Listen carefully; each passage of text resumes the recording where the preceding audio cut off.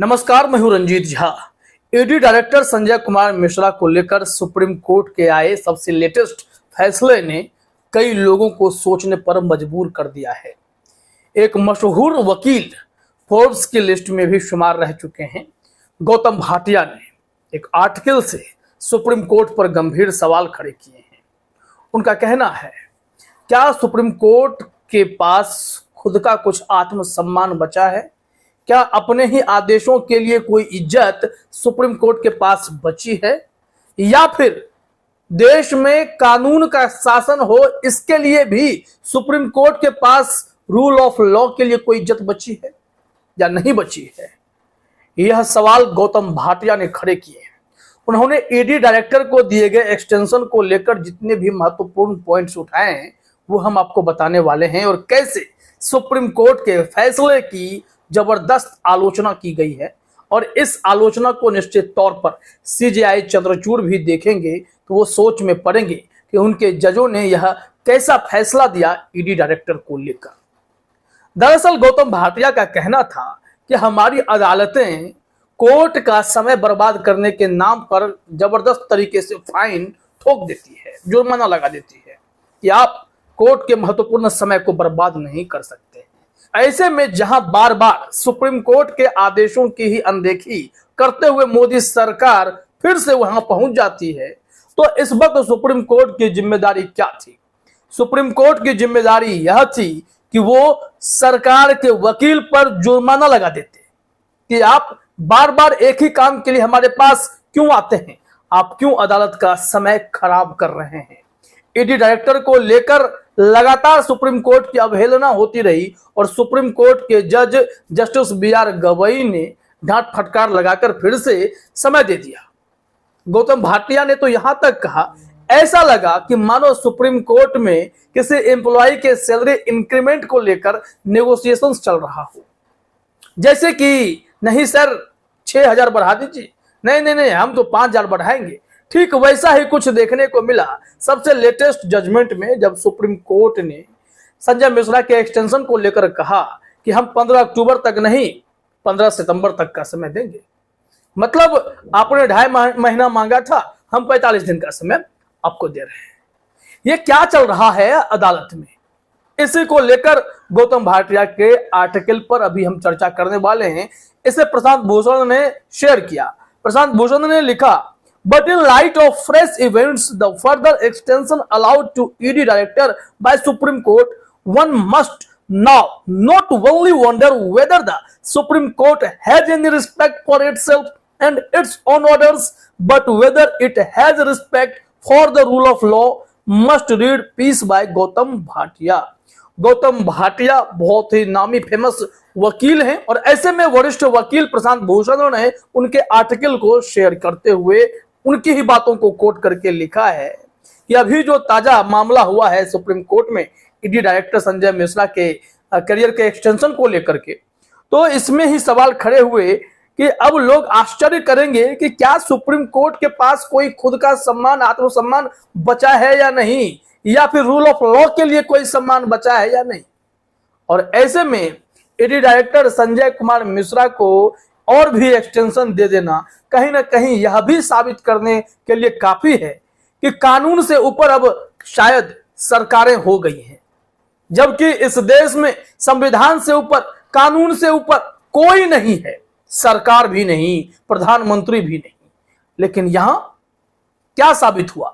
Supreme court में जिस तरीके से जजमेंट आए हैं सरकार के पक्ष में, ईडी डायरेक्टर के पक्ष में, यह क्या कहता है? यह कहता है कि सुप्रीम कोर्ट में कानून के शासन की इज्जत नहीं रखी गई, और फिर यह बता दिया गया, यह साबित करने जैसा है कि सरकार कानून से ऊपर हो गई है। वो जो चाहेगी फाइनली वही होना है, इसके अलावा और कुछ नहीं।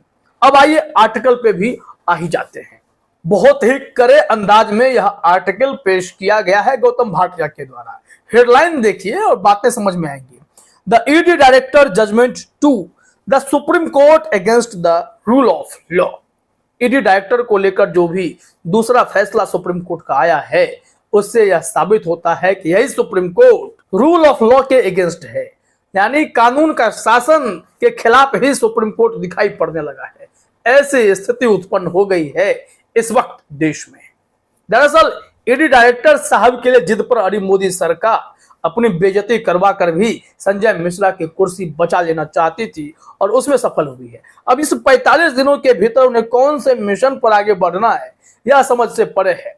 हमने आपको कल ही जानकारी दी थी कि कैसे अभिषेक मनु सिंघवी ने बताया था कि ईडी में जो सेक्रेटरी के प्रमुख होते हैं वो एफएटीएफ से बात करते हैं, फाइनेंशियल एक्शन टास्क फोर्स से उनके सवालों का जवाब देते हैं, ना कि एजेंसी के प्रमुख देते हैं।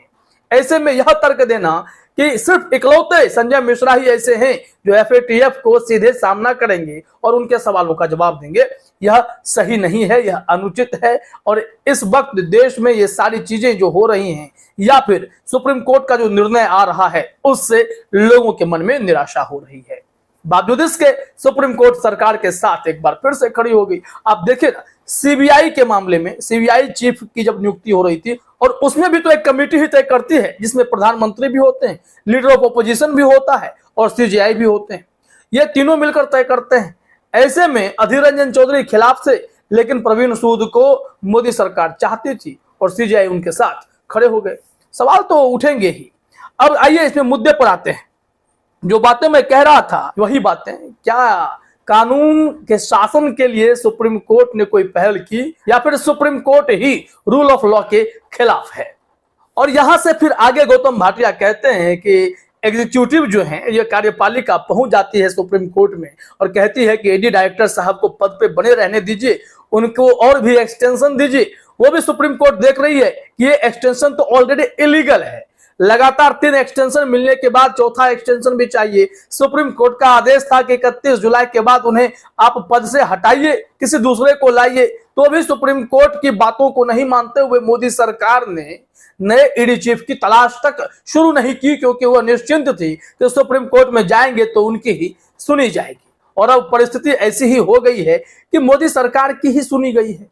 अब इसी को लेकर यहां पर गौतम भाटिया कहते हैं, one would think that in a jurisdiction that is formally committed to the rule of law and to the principle that government is not above the law, such an application would not only be dismissed but that punitive costs would be imposed upon the executive for wasting judicial time। कोई भी सबसे पहले तो यही सोचेगा कि नियम कानून से ऊपर कोई नहीं है, सरकार भी नहीं है। और ऐसे में जब बार बार सुप्रीम कोर्ट में ये एग्जीक्यूटिव पिटीशन फाइल करेंगे ईडी डायरेक्टर के एक्सटेंशन के लिए, तो अल्टीमेटली जो जुडिशरी है हमारी, वो ऐसे लोगों पर, पिटिशनर पर फाइन चार्ज करेंगे कि भाई हम आप पर जुर्माना लगाते हैं, आप कोर्ट का बहुमूल्य समय खराब कर रहे हैं। और अक्सर जुडिशरी इस तरीके की याचिका पर जुर्माना लगाती रही है, लेकिन यहां पर लोगों के विचार ही सुप्रीम कोर्ट ने गलत साबित कर दिए। इस वजह से उन्होंने लिखा है कि one would be wrong. After a brief hearing, the Supreme Court sanctions a further extension to the ED director's tenure in the public interest until the middle of September, half the time the executive has asked for, as if what was happening was a negotiations for a salary increment and not a serious issue involving the rule of law। कि लोग गलत साबित हो गए। Supreme court पे जो भरोसा था वो भरोसा टूट गया है, क्योंकि सुप्रीम कोर्ट ने बस थोड़ी सी सुनवाई की और सरकार के वकील की बात तुरंत मान गए। एग्जीक्यूटिव जिसने यह पिटीशन फाइल किया था उनकी बात को तुरंत ओके कर दिया कि ठीक है, आपने मांगा है हमसे 2.5 महीना, हम आपको देते हैं 1.5 महीना। और यह कुछ ऐसा ही है कि कैसे किसी कर्मचारी के सैलरी इंक्रीमेंट को लेकर हम नेगोशिएशन करते हैं, एक बीच का रास्ता निकालते हैं, और सुप्रीम कोर्ट ने बीच का रास्ता निकाला है। अब इसकी कड़क आलोचना हो रही है। और इसी बात का जिक्र करते हुए गौतम भाटिया ने कहा है कि आज सुप्रीम कोर्ट ने देश के लोगों को, पूरे भारत को एक सिग्नल भेज दिया है कि एकमात्र एंटिटी है जो सबसे ऊपर है, सुप्रीम कोर्ट से भी ऊपर। यहां पर लिखा हुआ है, in doing so the supreme court has today sent a signal that India there is one entity and one entity alone that is entitled to take advantage of its own wrong, not once, not twice, but many times over। इनका कहना है कि supreme court ने आज एक signal भेज दिया है कि एकमात्र एंटिटी ऐसा है जो कि अपने ही गलती का बार बार फायदा उठाएगी। एक बार नहीं, दो बार नहीं, बल्कि कई बार वो सुप्रीम कोर्ट के आदेश को भी ठुकरा देगी। ऐसी एंटिटी है। सुप्रीम कोर्ट का कोई भी ऑर्डर आएगा उन्हें फर्क नहीं पड़ता है, और वो एंटिटी है केंद्र सरकार, यूनियन गवर्नमेंट। और ऐसे फैसले देखकर कोई भी कल्पना कर सकता है कि किस तरीके से कानून के शासन की धज्जियां उड़ाई जा रही हैं, और सुप्रीम कोर्ट भी बेबस खड़ा है। और इसको लेकर उन्होंने अल्टीमेटली दो बातों पर गौर किया। पहला पॉइंट उन्होंने यही कहा है कि आज के आदेश के बाद कोई भी यही सोचेगा, ये जो एग्जीक्यूटिव है, जो हमारी कार्यपालिका है, वो अब कानून को, संविधान को, सुप्रीम कोर्ट को ऑप्शनल मान चुका है, उन्हें कोई फर्क नहीं पड़ता है। इसके अलावा उन्होंने लिखा है कि because not only are there no judicial sanctions for breach is actively incentivised in such a circumstance who would not take advantage of the impunity that has been so generously offered, wouldn't you? कौन नहीं ऐसे सुविधा का लाभ लेना चाहेगा जब supreme court ऐसे मामले में उनकी बातें मान लेगा, उन पर कोई जुर्माना भी नहीं लगाएगा। तो बताइए, ऐसी गुस्ताखी में संविधान की धज्जियां उड़ रही हैं, कानून की धज्जियां उड़ रही हैं, और सरकारें आनंद ले रही हैं। और जो सेकंड है, ये बहुत लंबे समय में इसके इफेक्ट आएंगे, यही बताया गया है कि बहुत ही ट्रबलिंग होने वाला है, क्योंकि सुप्रीम कोर्ट इज अनेबल और unwilling to enforce its own previous direct orders not once not twice but many times. मतलब साफ है कि सुप्रीम कोर्ट भी अब यहां बेबस नजर आता है। एक बार नहीं, दो बार नहीं, तीन बार नहीं, अपने ही आदेश को केंद्र सरकार के जरिए वो लागू नहीं करवा पाए हैं। गौतम भाटिया ने यहां भी बड़ा सवाल सुप्रीम कोर्ट पर खड़ा कर दिया है। तो जरा सोचिए कि इस देश में इस वक्त जुडिशरी की हालत कितनी खराब हो गई है। जिस न्यायपालिका से यह उम्मीद थी उनके निर्देश का, उनके आदेश फैसले का सम्मान होगा, कार्यपालिका हो या विधायिका हो या फिर हमारे केंद्र सरकार, यूनियन गवर्नमेंट वाले हो, हर कोई सुप्रीम कोर्ट की इज्जत करेगा। लेकिन यहां तो सुप्रीम कोर्ट इस कदर बेबस खड़ा है कि सरकार जो कहती है उसमें यस बॉस कर देती है। क्या सीजेआई चंद्रचूड़ को यह कचोट नहीं रही होगी चीजें कि देश को कहां से कहां ले जाया जा रहा है इस सरकार के द्वारा, और सुप्रीम कोर्ट चाहकर भी कुछ कर नहीं पा रहा।